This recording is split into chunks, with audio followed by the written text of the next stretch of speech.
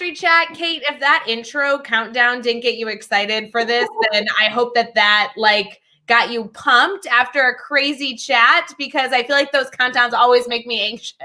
Yeah, I was like, whoa, cool, but also wildly intimidating. It got serious, right? I know before we went live, we were just like chatting, like hanging out. And then I was like, oh, hold on, I have to put on this video before I click a live. And every time I click it, I'm always like, oh, the shuttle launch is beginning. Oh my goodness. Well, we just had an incredible Mastery Chat over on Twitter. We're now doing the Mastery Chat recap with our amazing host. Right now we're streaming in multiple places on Facebook, over on the Teach Better Team YouTube, multiple places on Twitter, and just anywhere else we felt like sharing this amazing video. But I wanted to introduce Kate. Kate, you had an amazing chat tonight.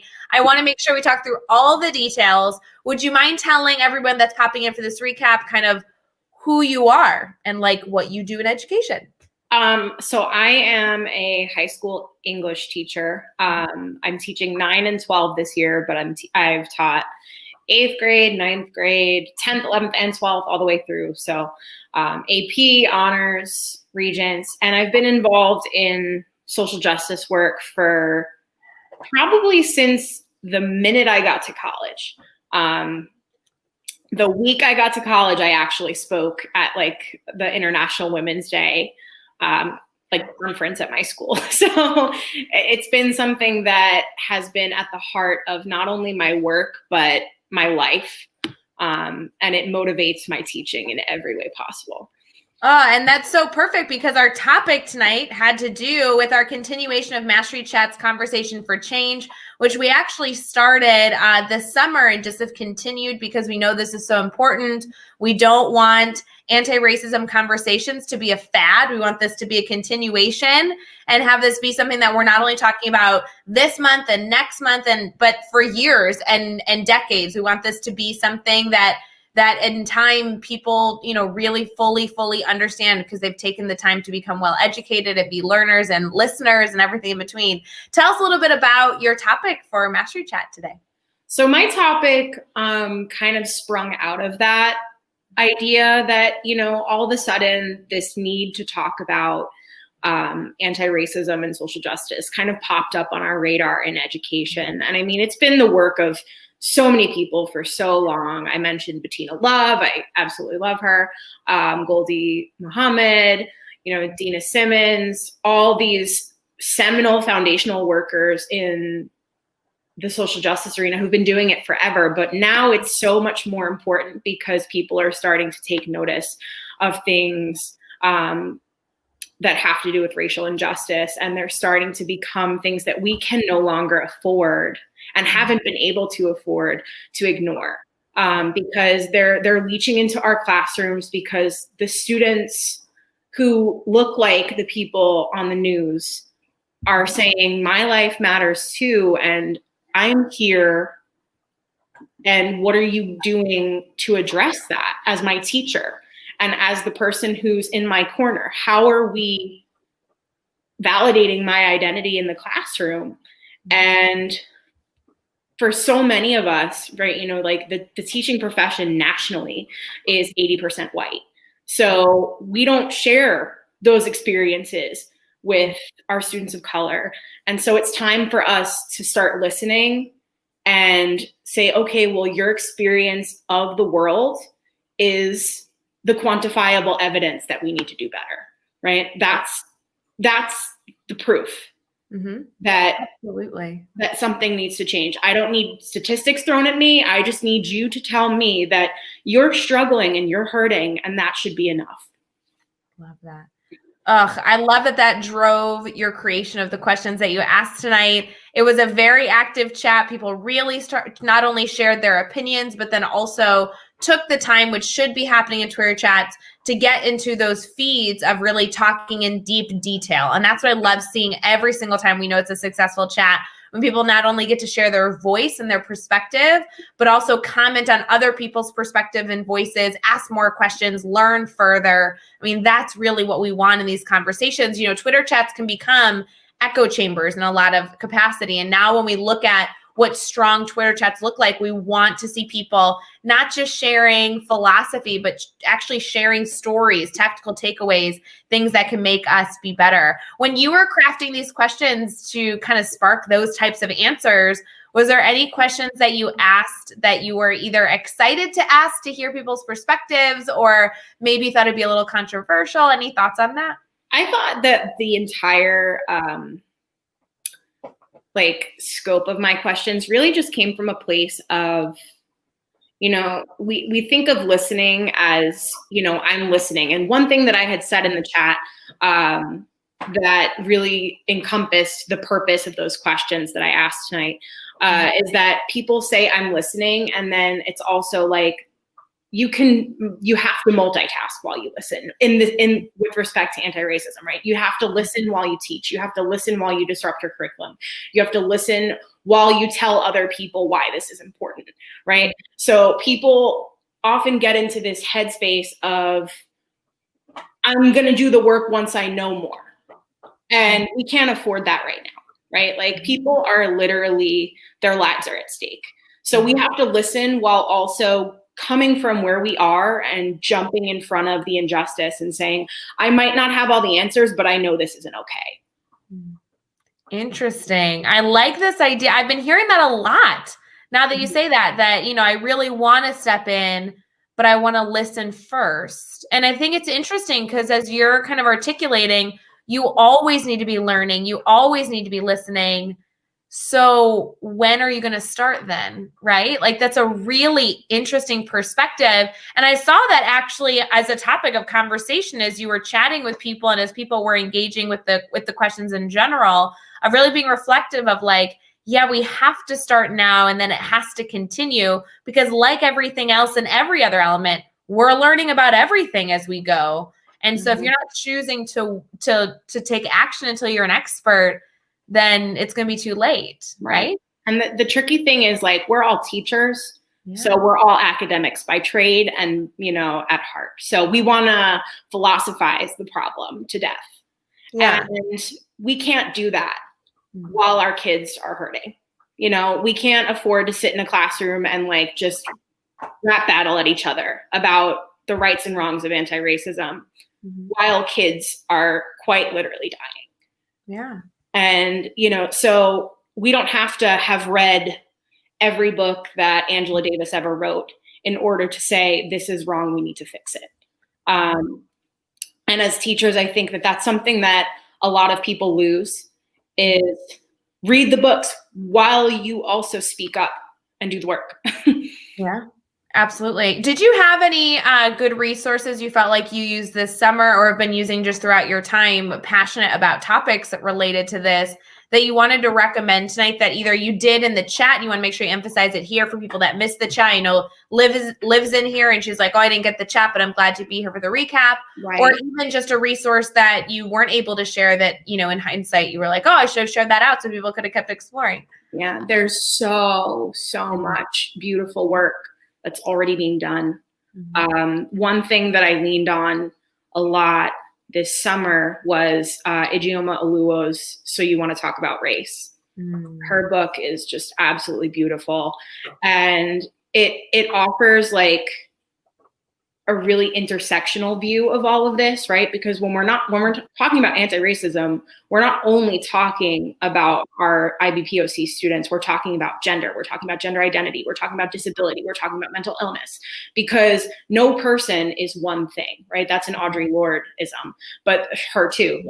No person is one thing. And if we pretend that all of this exists in isolation, no one is going to do better. No, it's a great perspective. Absolutely. And I hope that everybody listening to this recap really considers that as you find your resource, know that there's always another one, and then there's always another one. And you have to keep being an explorer, a hunter for these resources so we can educate ourselves and also take action. So what part of the chat, if you had to recommend a specific moment or a specific question, if I only had the ability to pop into Mastery Chat that we had tonight for a few minutes, what would you hope that people go and check out, maybe reflect on more, and maybe share their thoughts using the hashtag Mastery Chat throughout the next few weeks to continue this exploration. Yeah. Oh gosh, even I have to go back and look now. Like I'm like, Every there's week. so much insanely good content in there from teachers who are just learning everything that they possibly can. And I'm looking at the Twitter feed now and seeing myself on video. It's really weird. Just this idea that, like there is no finish line, with this work. It will never be done until it's done. Yeah. It will never be done until our Black and Brown and Latinx kids feel safe. Yeah. It will never be done until, we've faced the reality that being actively anti-racist is more important than being afraid of being called racist, right? Because that's something that all the time is we're so ready to skirt I don't want to call it an accusation, but we're so ready to just be like, no, that's not me. That's not who I am. Like I treat everyone the same, but that's not what anti-racism is, right? Anti-racism is the act of owning, acknowledging, and dismantling the fact that things are not equal for everybody, and that we all have a part to play in making that stop. So, Kate, can I ask you, I mean, you're a classroom teacher right now in the trenches, just like me. Like we have students that we're serving every day. And are you currently in a remote, hybrid, back in person? What are you at currently with your students? We're hybrid right now. Hybrid. Where I am, yeah. Perfect. So like we both are interacting with students every single day. How have you chosen to kind of bring this idea into your classroom so it can not only be a conversation you're striving to have with your peers, but maybe also with your students so they can continue to practice anti-racism, discussions? So this subject, like I said, because it's so close to the work that I do and the person that I am, has always just been the standard. Okay. No matter where I'm teaching, no matter who I'm teaching, who's in front of me. Yeah. We talk about who's in the room, who's not in the room, who has representation here, who doesn't, right? And that's no different this year. Like just because you're sitting in front of a computer screen at your house does not mean you can't read Audre Lorde's foundational essays and have something to garner from them. Because the work, like I said, will be timeless as long as this is continuing to go on. And the work's not done until it's done. So our kids can engage with this, whether they're sitting in my classroom, sitting on a computer, because for some of them, they never stop engaging with it. It's 24/7. They're living it. They're living the inequality. So they can't get out of it. And that's what I, try to drive home, especially with students. Like that's what privilege is, right? Privilege is all the things you don't have to think about. Yeah. And we're going to think about it in this room. That's always been how I teach. And this year will be no different. Boom. Oh my gosh, I love that. But I know, there's got to be teachers that are sitting back and they're like, well, if you taught history, that would make sense. But if you don't teach history, it's not going to fit in my curriculum. It's not going to fit in my content. What would be your response to an educator that's sitting back and they're being like, oh, I'm a math teacher. I'm a science teacher. I can't teach this right now. So if you're a math teacher, graph, what our current, like I had a student one year who did an entire project on the environmental racism that goes on in our community. There's a science angle. And then she graphed the use of, or the data that said, this is the illnesses that people are getting in that community because of the environmental racism going on. Math, right? So there's room for this in every area of our curriculum if we want to do that. Like you have to be willing to step outside the humanities box, because that's what I'm an English teacher. Like the humanities box is not the only place where this exists and can be discussed. Like even in the STEM fields, like I just said before, like teaching is a predominantly white profession. STEM, same thing. Why, ask in math class, why aren't there more people of color working in the field that you're looking at right now? Like, why aren't there more people of color graphing things and doing math equations and sending people to the moon? Like that's an important question that we kind of get lost on, because there's the curriculum we need to do. And that creates a hidden curriculum of, in math class, racism is not important, right? It's as if racism stops when you enter your math classroom, and that's not true.